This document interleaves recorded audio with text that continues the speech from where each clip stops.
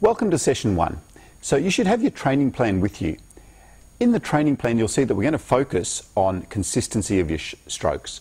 So we're going to start by just doing a general warm-up, some jogging and some stretching, and then we're going to move into our strokes and just working on the consistency of it. So for your warm-up, we just want you to do 3 minutes of jogging just to get your heart rate up, and then followed by 7 minutes of stretching just to round out the 10 minutes. Now, you can also look at our Training Secrets Revealed for some ideas on how you can do the warm-up. So we're going to start with just an on-table warm-up of some forehand counter hitting. So during this warm-up, what you're aiming to do is starting to get the ball in the middle of the racket, just starting to get your hand-eye coordination right and watching the ball carefully. We're going to do this for 5 minutes. The aim here isn't necessarily to count, but it's just to get the stroke ready and warmed up. Then we're going to move over and do the same thing for 5 minutes on the backhand side. We're now going to start to focus on our consistency, so we're going to see how many times we can keep the ball on the table without making a mistake. A good way of keeping a track of it is using the Ping Skills consistency chart, and that's available on our website. You can just download that. So as we go through our strokes, we're going to count, see how many times we can do our strokes without a mistake. So now we're going to start on our consistency. So now our focus is on how many hits we can do in a row without a mistake. This is really important in table tennis, to groove the stroke, to make sure that the stroke becomes automatic. The other thing that this will help is your concentration. If you can concentrate long enough to keep 100, 200, 1,000 balls on the table, then your concentration is getting better all the time.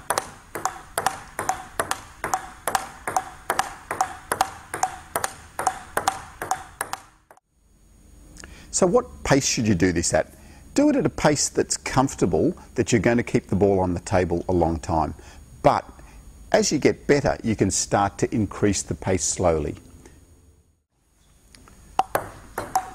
Then we're going to do the same thing on the backhand side. Again, focusing on consistency, making sure you're keeping the ball on the table as long as you can.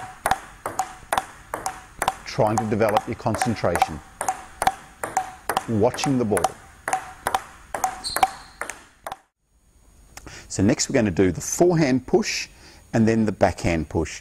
So the push strokes are really important because they're one of the 4 basic strokes that you use in table tennis. They're strokes that you need to have developed before you can start to increase your level.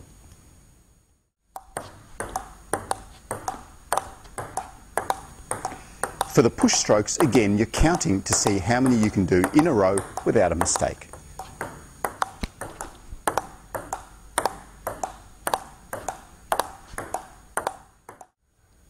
So next is the game section Yep. of our training plan, which is one of my favourite parts. Of course, yeah. What are we going to do? All right, so for the games we're going to play games up to 11, but there's a few restrictions. Okay, what are they? So you're not allowed to hit the ball hard.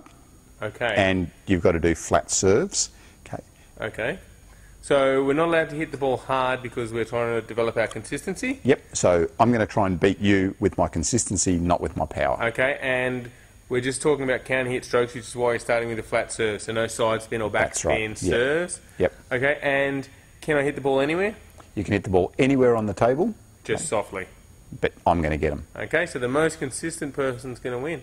That's it. All right, let's do it. Let's go.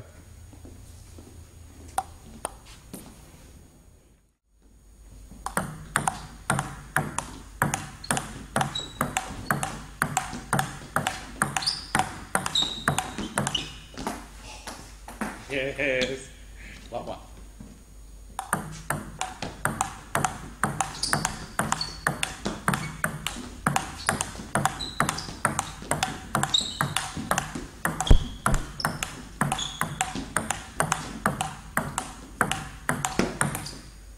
Yes. 2 up.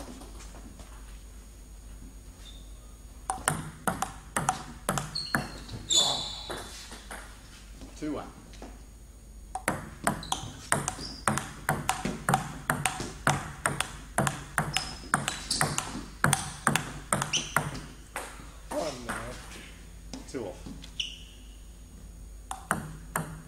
backspin serve. Sorry, forgot.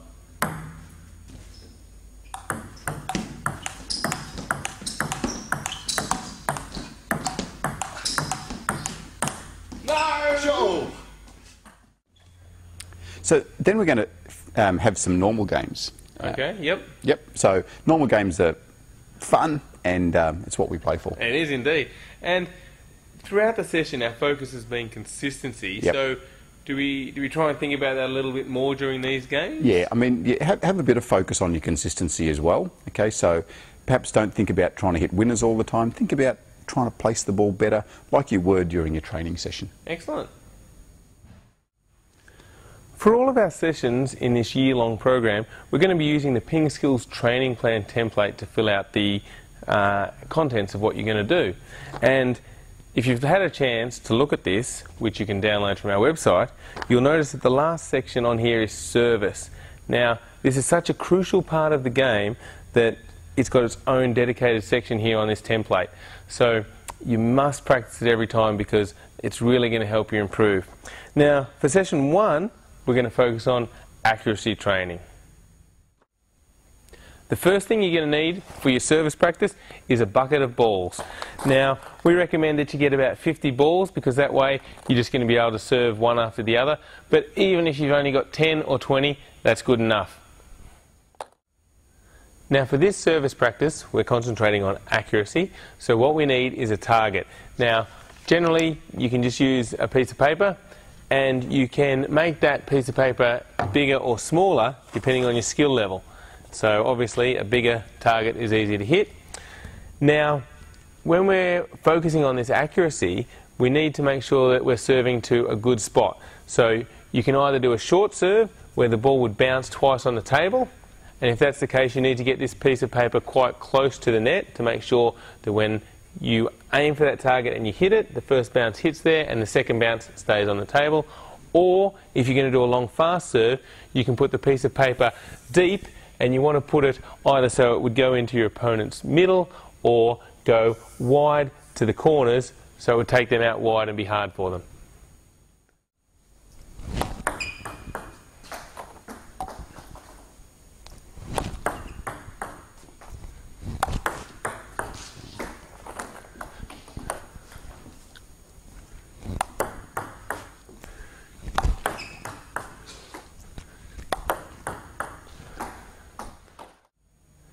So once you've done all that, you've completed your session. Now don't forget to record it in the Ping Skills Vault. You'll keep a good record of your training and it'll help you show how far you've come and how much training you've actually done. So you've now completed the first session. If you train more than once a week, you can just repeat that same session. If you want, you can change the exercises slightly. You also might train for longer or shorter periods of time, so you can just adjust the times that you're training each of the routines. So if you've got any questions about your training session, you can contact us or even better, use the Ask the Coach section.